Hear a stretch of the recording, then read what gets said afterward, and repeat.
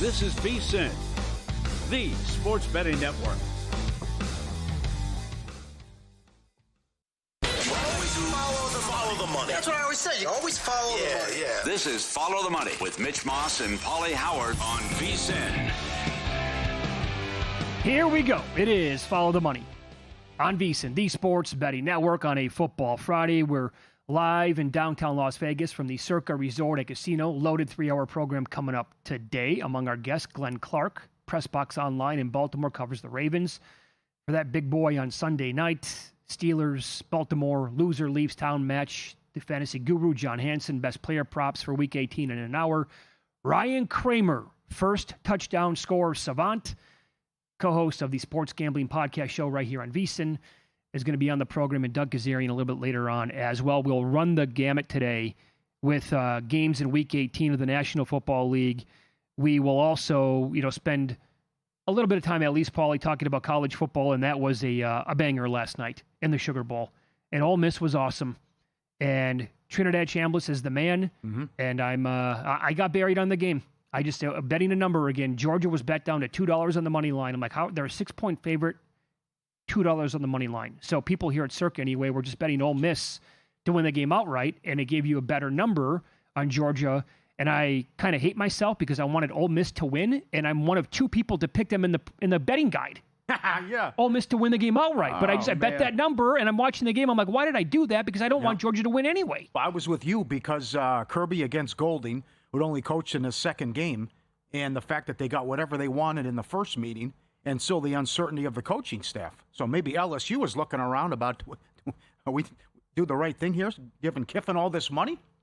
They're rocking and rolling without him. At this point, I hope they win the whole thing, just to rub it right in his face the entire time. Yeah, but now this is an Ole Miss source. There's going to be some fireworks. We always knew this might be a possibility, as some of the assistants are pushing back on leaving, as they're 2 wins away from winning the title. But then the portal's open, and they have to do the LSU job. That's right. So now it becomes messy. But between the fake punts and guys getting wide open and behind defenders time and time again, Kirby had a bad game. It was a great performance by Chambliss, and I am excited. This is a great Final Four. Oh, it really is. And again, because we were sitting here the morning of Selection Sunday saying we think Miami's going to get in. Miami was 125-1 to win the whole thing on Selection Sunday. They are favored, and if they beat Ole Miss, they get a home game for the whole shebang. I can't believe we didn't plunk any money down on them. We said that entire show on the Pro Football Tailgate show back then. Yeah, look at the money. Look at the keep betting them to get into the playoff. Yep. Every team left has a transfer at quarterback. A coach is going to win a title for the first time, and the only reason the SEC is here is because they played themselves. Yeah. So every year, we got to get rid of polls. It's a blank slate and an empty canvas. I don't want to see Penn State, Clemson, Texas, whatever. The whole year, people were talking about, is BYU any good?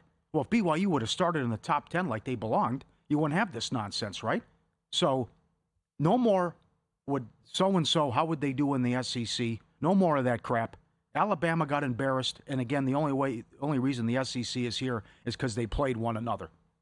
Big Ten runs a sport. And no more forcing teams and we said this, by the way, again, the day of, no more forcing teams like Alabama or Oklahoma ahead of a team like Notre Dame. Mm-hmm. I remember on that Sunday morning tailgate show when we were betting Miami to make the playoff, we're like, by the way, why should Notre Dame not be in over those two teams? Because they were behind them in their stupid committee rankings in the first place? Get out of here with that. Yep. And we're seeing it play out like that, and I got to tell you, I know it's only one game, and the guy's done a hell of a job there, but in a big spot like that, that was a disaster by Kirby Smart. I agree. The entire time, first of all, up 21-12 at half, you have a 1st and 10 at the Ole Miss 39, 2-yard run, incomplete, missed 55-yard field goal. He had a chance to put him in a body bag at that point, and they could not do it. Trailing 27-24, more than 9 minutes to go at your own 33. They run off the punt unit. Gunnar Stockton comes back on. They call a snap. He gets sacked. It's like half the team didn't even know what the hell was going on. You can punt the football there. Let's do some razzle-dazzle. Put Ole Miss, who we haven't stopped the entire game, back on the field. 2 plays later, touchdown right in your eyeball. 34-24 Ole Miss. And then, what everybody's been talking about the entire time, you have a 1st and goal. And Stockton was awesome last night. at the 8-yard line. A minute 4 left. Eventually, Ole Miss calls all their timeouts. They're out.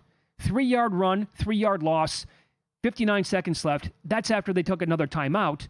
Incomplete pass and started running the football. Game's going to go to overtime. Unless that kid's going to hit a 60-yard field goal if they get in range. But well, he's Aubrey, maybe. Oh, he's amazing. Yes, he is. The one from 56 hit the net. But how did he lose his... He was supposed to have the clear coaching edge. Yep. And he didn't. He was awful in the game. So even guys who have all that experience, and it should be a big factor, they lose their minds as well. You saw it right in front of your own face last night. And look, I mean, the fact that Chambliss on 3rd and 5 is going deep, and they had onions the entire game, I actually thought it was great to watch. He's 75-1 to be the first player taken in the draft. I like him. He's a stud. Now, I'm not telling you to go out there and, who knows what draftniks are going to say, but that was a fun game, and I think Ole Miss is live against Miami. 3.5 now, DraftKings. How does that play out? What rules today there? The Miami defense or what we saw last night with that offense? It's a good question. I also think Miami can move the ball, no doubt about it. And Beck's been great. You got to play clean football again, but the weapons that they have, and good luck stopping Fletcher. That's the other thing. But can you slow down this high-octane offense? But what they did against Ohio State was incredible, and A&M. 12 sacks so far in the playoff. I mean, it's incredible. And I think this is going to be huge, the fact that they know this is astonishing. They get a home game for the national title, and they're favored now. Yeah, if they win. Yeah, and the other thing is how Dogs have crushed it. In playoff games this year, Dogs, or 2025, Dogs 5-3 straight up. From 2017 to 2024, they were 5-27 straight up. And again, you have to point it out. Teams off the bye are now 1-7. And conference champs have lost 9 of 10. That's right. What is going on? Well, I'll tell you again, and how long have I been saying this, Paulie? Get rid of the conference title games. We're beyond the point of them being necessary or meaningful whatsoever. Like, I think we can all agree on that, except for the people who make $1 zillion off it, obviously. There's no point to having conference title games. Hasn't been forever, and never more so than today, in today's college football.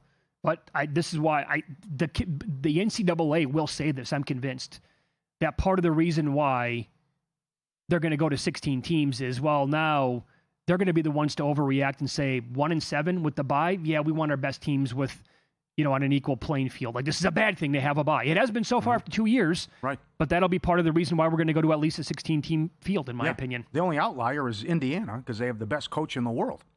And what they did against Alabama was men against boys. But Texas Tech was awful. They embarrassed themselves, and a lot of these teams. I mean, we were on the air last year for the Rose Bowl. Game was over in the first quarter. Oregon was undefeated. Never stood a chance in that game. How does that game go up, by the way, in the rematch? Indiana opened up a 4.5-point favorite, bet down to 4 at most spots. They led 30-20 the first time they played. Now, we had a little bit shy of 600 yards of offense in that game, but neither offense was great. 3 yards per play to 2.7. The Ducks scored 13 points on offense, had a pick 6.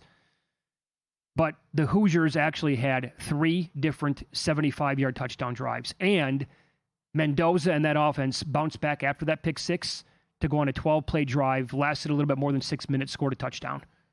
And Oregon could not run the football yesterday against Texas Tech. They were awful. But Texas Tech has the best run defense in football. Well, they didn't do much on offense. That could have been a 6-0 the game. It was all Morton and handing them points. He was terrible on offense. The sack that set him up 1st and goal. The sack on 4th down that set him up 1st and goal. Jumping off sides on 4th and 1. But I echo your sentiments from yesterday. And you got to think Cignetti's the best in the world. Dan Lanning went for it 8 times. In a game where you didn't think Texas Tech was going to score a touchdown. He doesn't like to punt, and he hates field goals. It's going to get him beat. Yeah, that will come back to bite him. Yeah. It did a couple of years ago against Washington a couple of times. I saw both those games up close and personal, and it was just – and I liked it because I had bets on Oregon both times, or checked out Washington both times, because Oregon's power rating was to the moon, and he just was completely careless and reckless as a head coach. And he was that guy again yesterday. And I would ask you, Paulie, why is that going to change? He's going to all of a sudden flip it? No. I don't think so either. No, he won't get away from it. Yep. And then the way, as I tweeted, what if Indiana had a good week of practice? Well, but also, did Cignetti do that on purpose? Why would he mention it 3 times then? I don't know. Fire his kids up, make Alabama believe like, oh, Bama's going to hear that, obviously. Now, that was a great. little gamesmanship there. That was great from Saban on game day. I don't know about cursing live on the air. I didn't hear. What did he say? He goes, well, I need to tell you, everyone, how good this Indiana team is. And he refers to them as we, but when I go out with my golfing buddies, all my Alabama says we're going to kick the bleep out of Indiana. And they just can't believe that Indiana, a basketball school, has become this in football. And just look at the point spread. But they used to, talking to all my Alabama friends, it should be no problem, right? Should be no we're problem. Taking on Indiana. Should be no problem. And but Saban again picked Alabama to win the game. He can't get away from it, even though he was just praising Indiana for 5 minutes straight. I'm telling all my friends how good they are. I'm telling them, watch out. Again, game was over in the second quarter. Boy, life changes pretty quickly, huh? Their football life fandom is changing right in front of their eyes, and they're 10 years behind. Yeah. I mean, this has happened so fast, and they're by default, they're a basketball school. I got news for you, pal. Again, SEC, Nick Saban's a long time ago already, and you've been surpassed by many, many programs, and this guy might be the best in the entire country now. Not close. Again, that was the varsity versus the JV yesterday. You were never in the game, never had a prayer. You could play 10 times against Indiana, and you're going to get boat raced 9 of them. 9 of them. That was a bloodbath, man. It was a good job by Matt Humans to call for the blowout as well. Yeah. He had Indiana in a blowout. That's the thing. If Indiana, do you want to bet outs against Oregon? Because I don't think Cignetti will take it easy on anybody. That's true. And I'm with you. He'll run it up. It seems to me like if they're going to win again by a couple scores probably. Yeah. We're going to dive into Week 18 games in the National Football League. We'll tell you which quarterback is only 7-21 ATS as a home favorite since 2020. Coming up on Follow the Money, it's VSiN, the Sports Betting Network.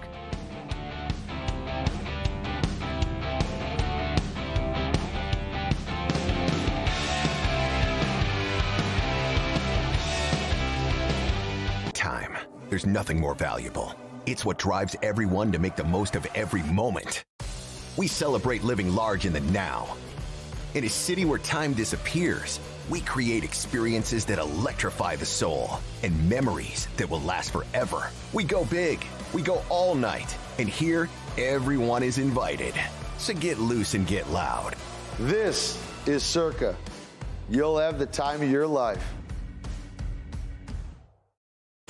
This is VSiN, a network of sports betting analysts, writers, hosts, and handicappers, all here to help you become a more confident bettor. We broadcast live every day from Las Vegas, the sports betting capital of the world, and from studios across the country, giving you insight from every angle of the action.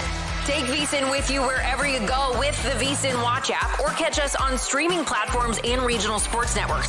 You can also listen live on SiriusXM Channel 158 and on radio stations nationwide. Check out VSiN.com as well for betting tools, exclusive betting splits, AI-powered player prop projections from Opta, pro picks for every game, plus in-depth betting guides and articles built to give you an edge. From sharp betting analysis and daily best bets to insider interviews and expert breakdowns, VSiN is your trusted source for everything happening in the world of sports betting. See everything we have to offer at VSiN.com and become part of the Sports Betting Network. Coming up on Monday's edition of Money Moves, the postseason is set in the National Football League. We'll look ahead to Wild Card Weekend and tell you what exactly we like in the first week of the NFL playoffs. Plus, Greg Peterson will join us as we recap what is going to be a great card in college basketball and get you primed as college basketball takes center stage in the new year. And Stormy Buonantony will check in as well. So don't miss it. It's Money Moves here on VSiN, 11 to 1 Pacific, 2 to 4 Eastern on the Sports Betting Network.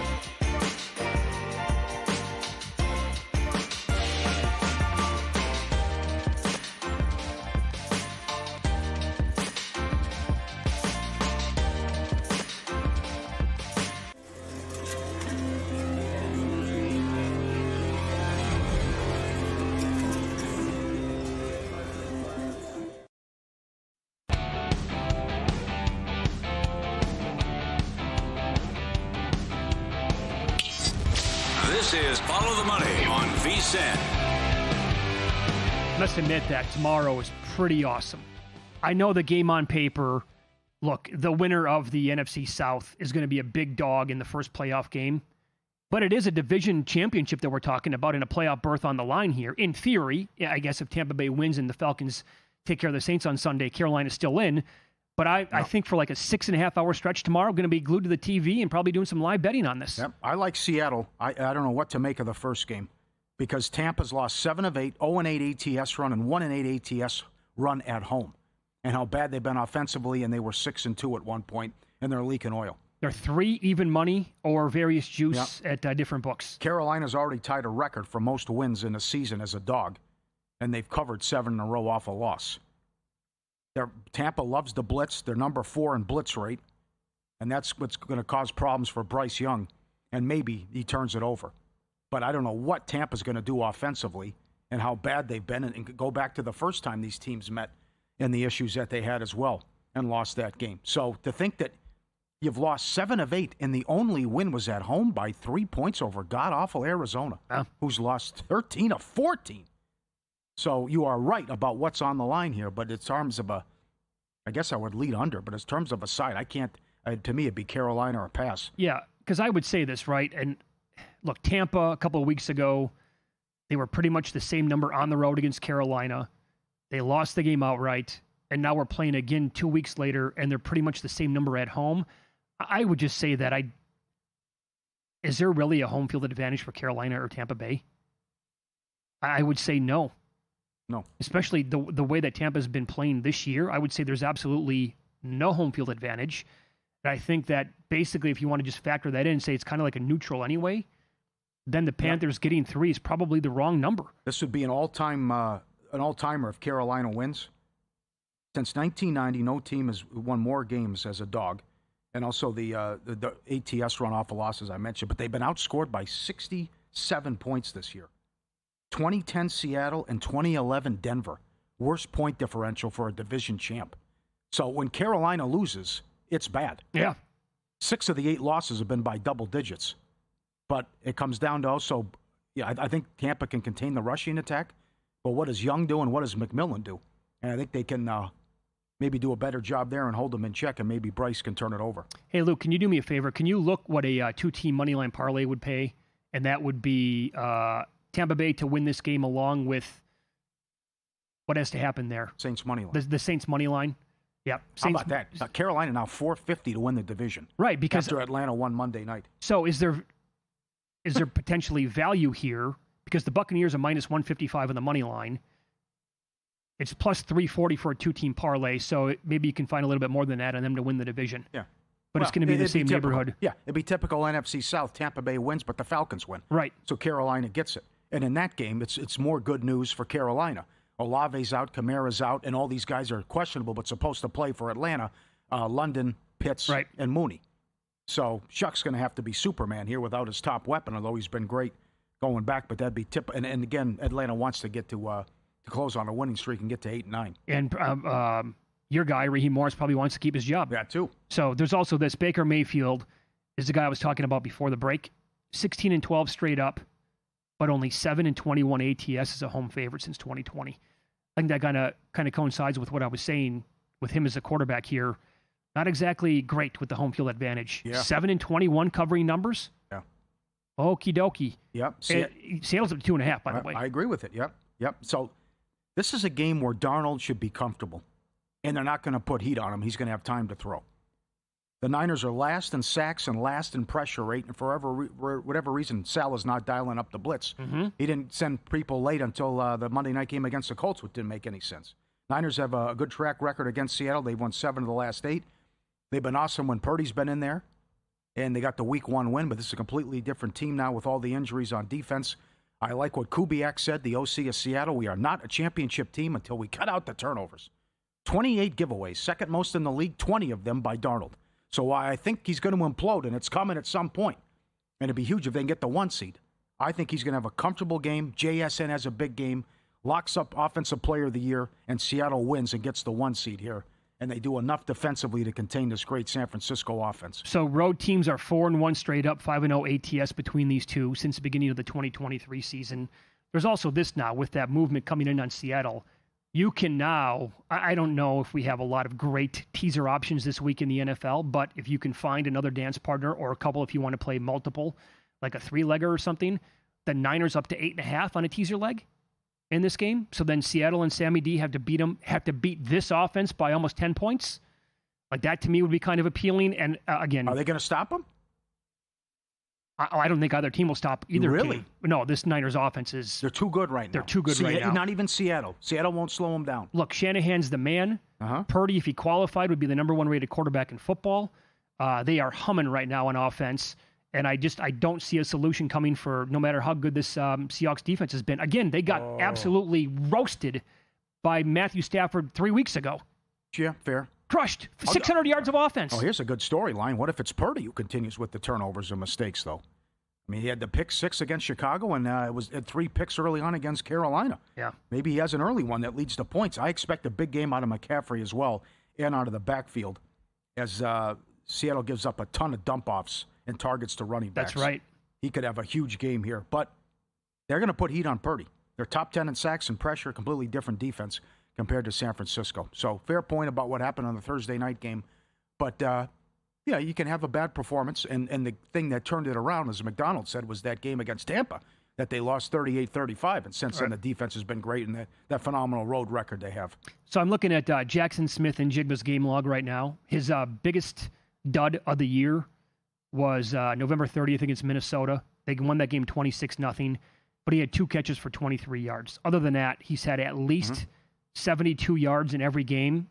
His next lowest output was 79, and beyond that, he's had a minimum of 92 or 93 yards in every single game this year, including week 1 when he had 9 for $124 against the Niners defense that was, healthy at the time. And the Opta AI stats, vsin.com/NFL props, they have him going to 117 yards in this game. I don't disagree with it.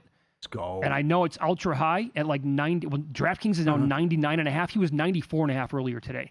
Only plus 230 to have 130 yards. Damn. Oh, Jennings has scored 5 in a row. Pearsall's been good. Yeah. You get Kittle back. That's I think big. It's a big McCaffrey game as well. And I do like both teams to make a 33-yard field goal. And as I gave it out earlier and wrote about it at VSiN.com, Myers has been great.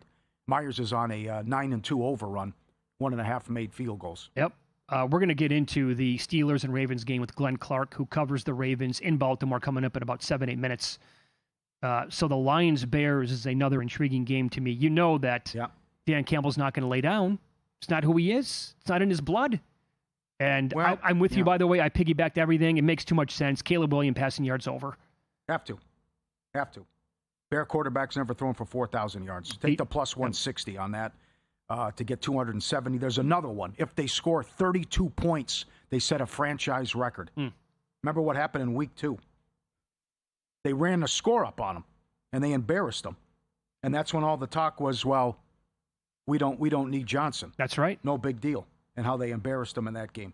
So they also might get help from Washington, although I still think Philadelphia wins with the backups. But as Sirianni said, I can't control getting the 2 seed. I can control getting the guys rest and getting healthy and ready to go for the playoffs.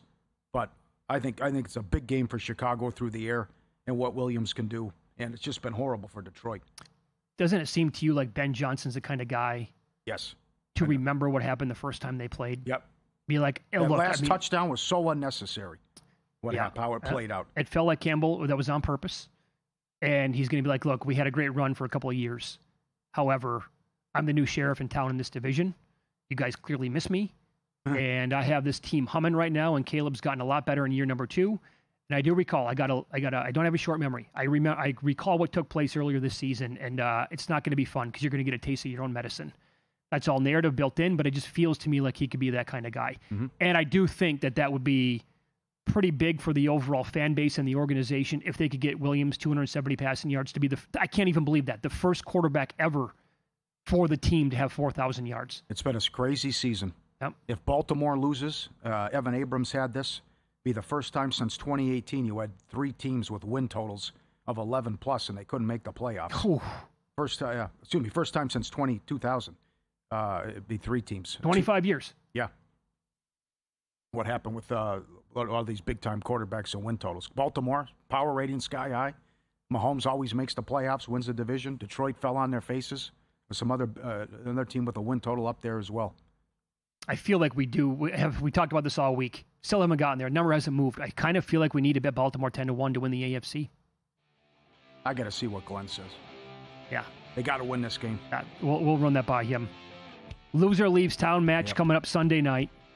I bet Derrick Henry over 18.5 carries. We're going to ask Glenn Clark, who covers the Ravens, if that was a wise bet or a waste of money, and if we should put down money at 10-1 on this team to win the AFC coming up next.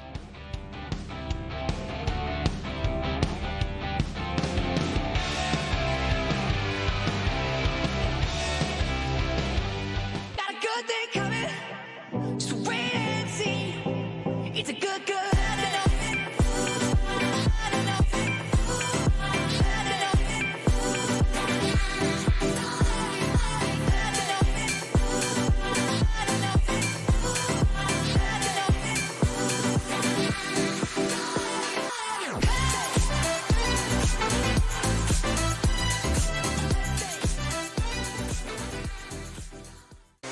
Laptop or phone, couch or sportsbook, VSiN goes where you go. Wherever you watch VSiN, the experience stays seamless. Live shows, replays, and sports-specific clips all at your fingertips. VSiN Watch puts you in the driver's seat. Available in Roku, Samsung, Amazon, iOS, Android, app stores, or get it direct from the source at VSiN.com. Download VSiN Watch today on your favorite app store and join us on the Sports Betting Network.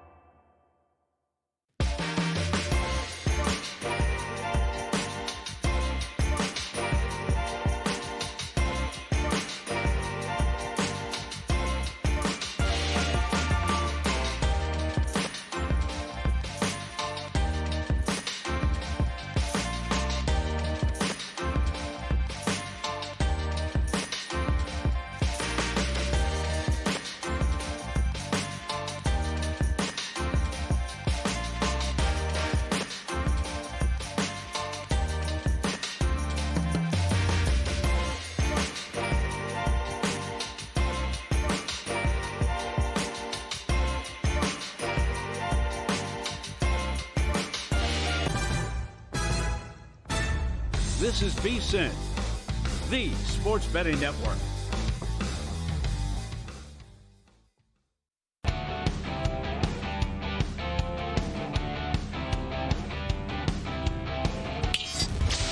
is Follow the Money on VSiN.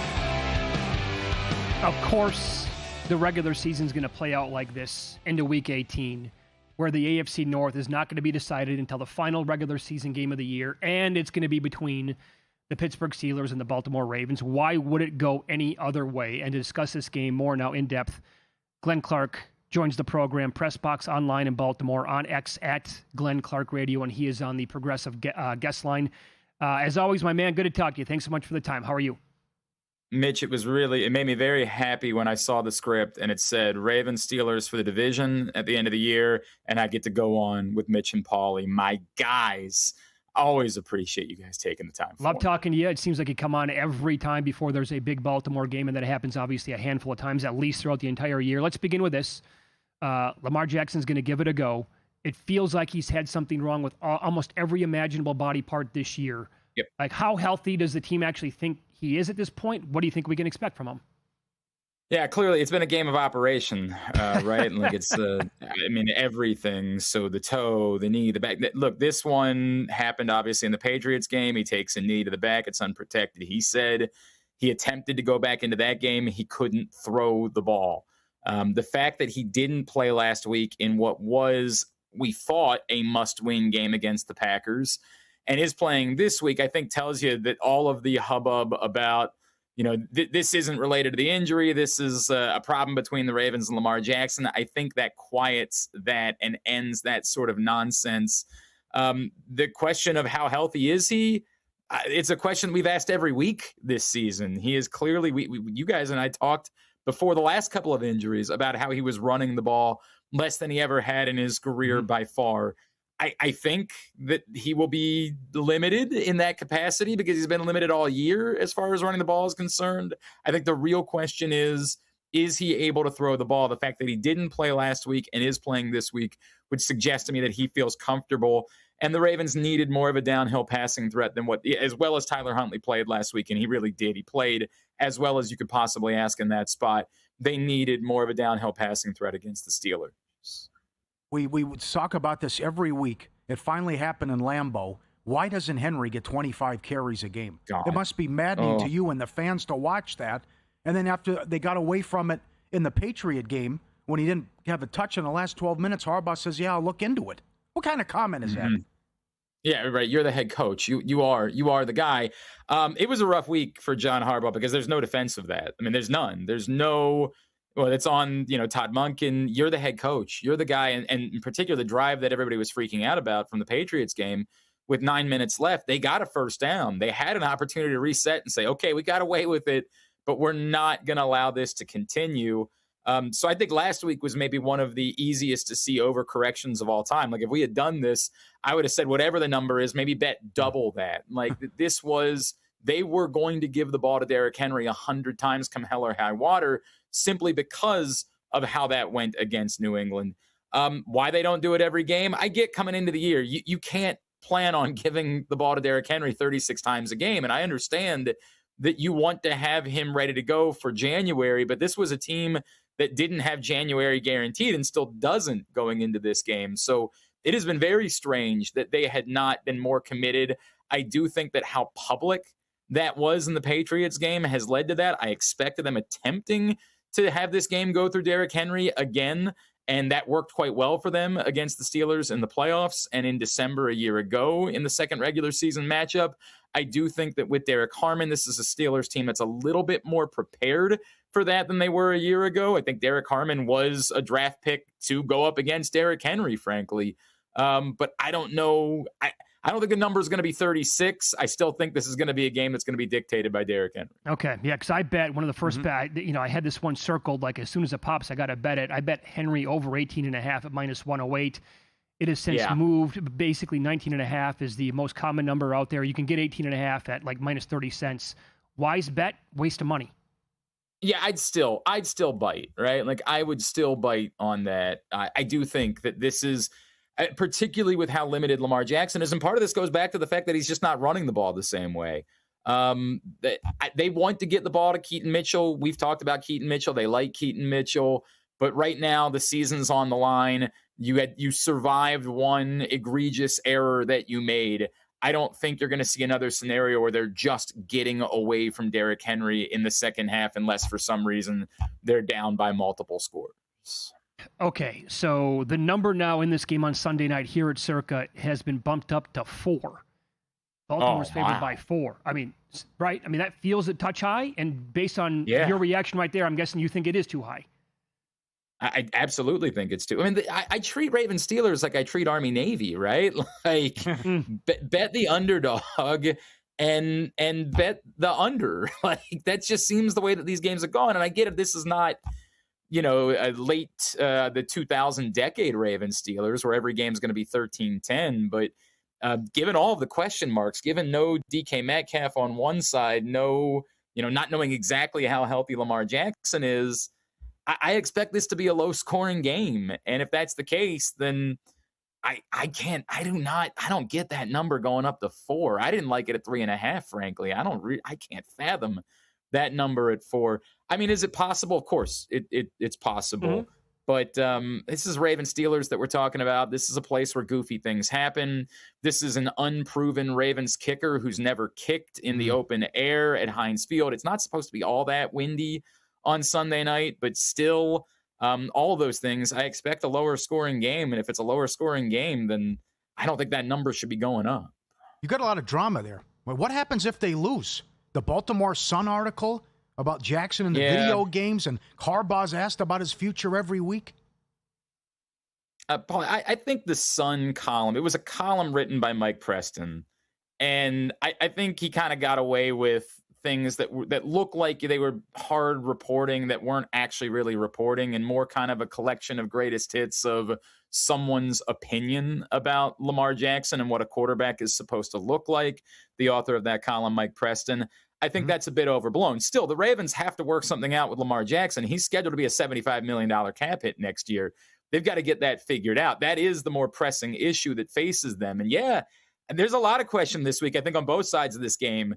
Is the loser of this game in jeopardy of losing their job? Now, the way these two organizations operate, my gut tells me no. I mean, until I see it, and I've poked around with the Ravens, I have not gotten the sense that this game is going to determine John Harbaugh's fate.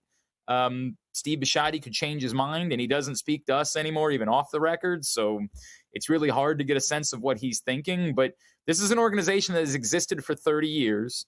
And between head coach and general manager, they've had 2 firings ever in 30 years. They don't like change. They modeled themselves after the Steelers. They like consistency. So until I see it, I assume that if there's change this offseason, it's more likely to be at the coordinator spots, and I do expect that. Then I expect it to be John Harbaugh. But, it would be interesting if things were to go south, if they were to go, get their butts kicked on Sunday night, and I don't know. Maybe that changes things, but until I see it, I don't assume. Okay. By the way, 4 short here at Circa. DraftKings is at 4.5 now on the game. Oh my God! So money keeps coming in here. 2 days before kickoff. That's. I mean, is there something that I haven't heard that's going on in Pittsburgh? Is somebody? Watt's going to play TJ too. Watt's playing. Watt's back. Right? I know. Yeah, play. Well, they watched the Cleveland game too, maybe. Yeah. Let me ask you this: if they do win, though, AFC feels like it's completely wide open for maybe the first time in a long, long time. Right. They're 10-1 to win the AFC. Is that worth a chunk of change in your opinion? I don't think so, only because even in last week, you saw how the defense played against Malik Willis. And we all think Malik Willis is a potential starting quarterback last year. But that game was determined because of 3 kind of goofy decisions. One was plays. There was a snap off of Malik Willis's helmet. There was an interception thrown by Clayton Tune after Malik Willis had left the game. And there was a 4th down decision to go for it on the other side of the field where they ran a shotgun play on 4th and a nose hair. I don't think the defense looked like a defense that is capable of beating the best offenses in the football. I agree with what you're saying that the AFC does appear open, but I don't think the Ravens have it in them defensively. Even if you get Lamar Jackson back and he looks like Lamar Jackson, I don't think they have enough pressure-wise to be able to do it. And, boy, they're back in. Like, Nate Wiggins played his worst game of the season a week ago.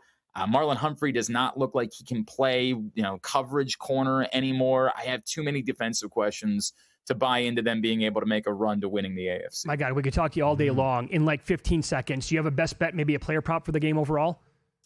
Yeah, Zay Flowers over in receiving yards. I had it at 60.5. I think it might have gone up a little bit in a couple of places, but that's been a pretty safe bet in almost every game, no matter who the quarterback is. It didn't hit with Tyler Huntley last week, but Lamar Jackson's throwing to Zay Flowers, and they're going to key in on the run. The ball's going Zay Flowers' way. I would bet his over. Very good. Awesome spot as always, my man. Follow him on X. He is at Glenn Clark Radio, Press Box Online in Baltimore. He's covered the Ravens for a long, long time, and he was on the Progressive Guest Line. Thank you. Mitch, Paulie, Happy New Year, guys. Love you. Back at you you, buddy. Thank you. Not worth a bet. 10-1 in his opinion. Good points there about the defense. Paul's going to recap a lot of what took place last night with win some, lose some. Coming up here on Follow the Money, it's VSiN, the Sports Betting Network.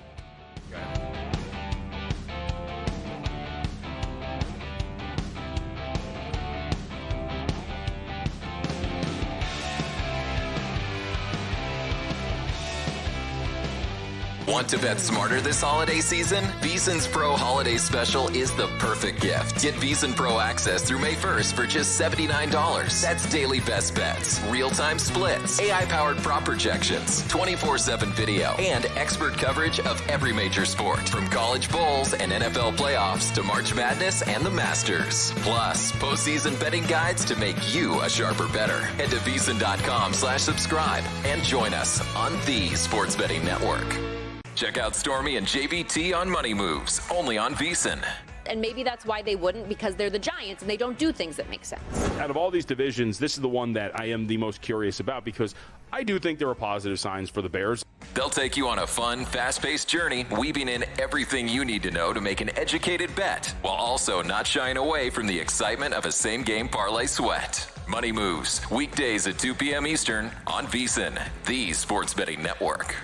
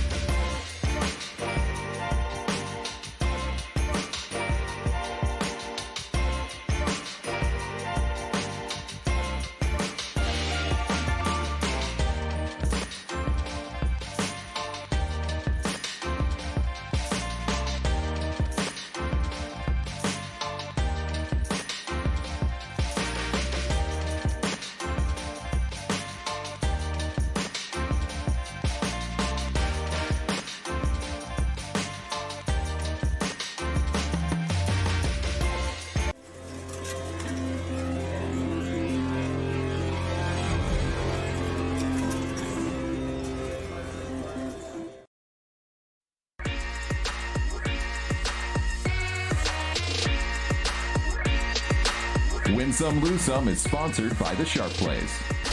Were you a winner last night? Wow, winning. Or was it a rough one? Well, they can't all be winners, can they? Loser! You're a loser! Paulie Howard recaps the night in sports betting in Win Some, Lose Some. All right, as Mitch mentioned, Baltimore up to 4.5 Sunday night at DraftKings from Evan Abrams. The dog in this series is 30, 12, and 3 ATS since 05.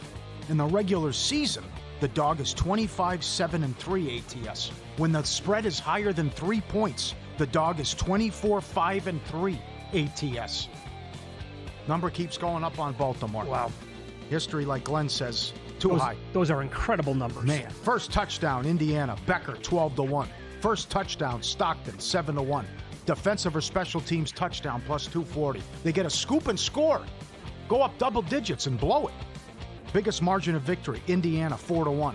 Lowest scoring game, Oregon, Texas Tech, plus 450. Most points scored, Old Miss, 8-1. And Old Miss money line, 2-1. Subscribe, be part of the team, VSiN.com, our radio and podcast friends. You always want to see these tweets and videos at Paulie Does Vegas on Instagram. Send them in, we'll put you on. This is nuts. Hey, I picked my sister up from doggy daycare. Look at the reaction when she leaves. And every dog is sitting there up against the fence. Oh. Don't go. Please don't go. Look at that. She's laughing, but it's like, yeah, every time I pick my sister up, look at that. They all go over there and all sad. Do you believe that? Have you ever seen something like that? That's nuts. I feel like we've had some sort of a video like that before on the show, but that... I think her name's Nancy, but she must be incredible, doggy. Yeah. It tells you again that they're way better than we are. Wow. We don't deserve dogs. And the memory, right, yeah. Oh, Nancy, don't go. Don't go, Nancy. And they see her off and look at everyone comes over to the fence. Send that to me, Luke. That's dynamite. Look at this one. Guy wants to play with the cane. The lady's got the walking cane, and the dog's coming up trying to get it. It's a stick. No, it's not a stick. She needs it to walk. It's a cane. Give me the stick. I mean, if he grabs it, it's ass over decal. Yeah, and then please, the girl's like, you can't do that. Trying all her might to hold him back because he knows what could happen if he grabs the stick. Yeah, it's probably not going to be a good result. No, right. Save the day. That's a new one. Phenomenal video. That is some really orange hair, by the way. Yeah. Red, I get it. All right. I mean, and a bad beat. If you bet the prop, fewest points allowed, Indiana 4-1. Indiana holds Bama to 3, but no good because Tech gets shut out. Now, you really just got to throw your hands up in the air. Be like, are you serious with this? Come on. Oh, I can't believe how bad Morton was. I can't believe they were that bad offensively. Does that make you think that Oregon's defense is just plain out of disrespect because all they probably heard about was how good this Texas Tech defense is? And they're going to hear about it the entire time about how they got smoked at home by Indiana? They moved the ball. They just beat themselves. It was silly stuff, man.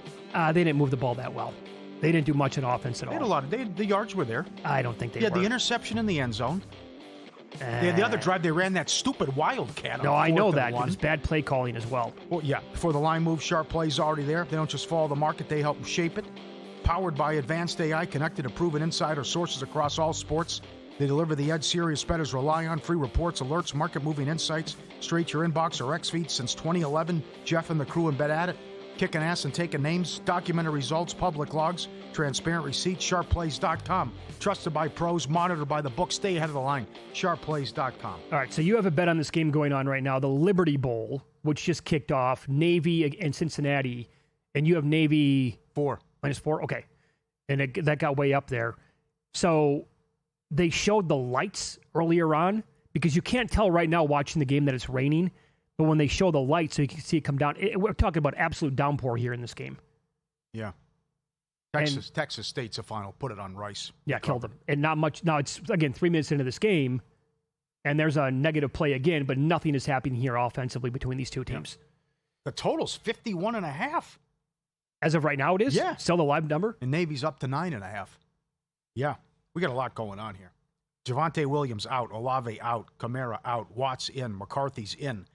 Adams, Corum, and Williams questionable. Williams is supposed to play. Josh Allen. McVay reiterated starters are absolutely going to play. Yep. Line moved. Yep. Allen's going to play. Josh Allen. Yeah, because he's off the injury report today. Full go. He's going to play, huh? Yep. Sauce is out. Waller's out. Worthy's questionable. Harrison's out. Humphrey and Bateman have the flu, supposed to play. London, Pitts, and Mooney are questionable, supposed to play. All right. Well, you were talking about these, big teasers earlier this week. And the lines keep going up. They do. I mean, look at the Vikings number now. They're touching 9.5 at DraftKings.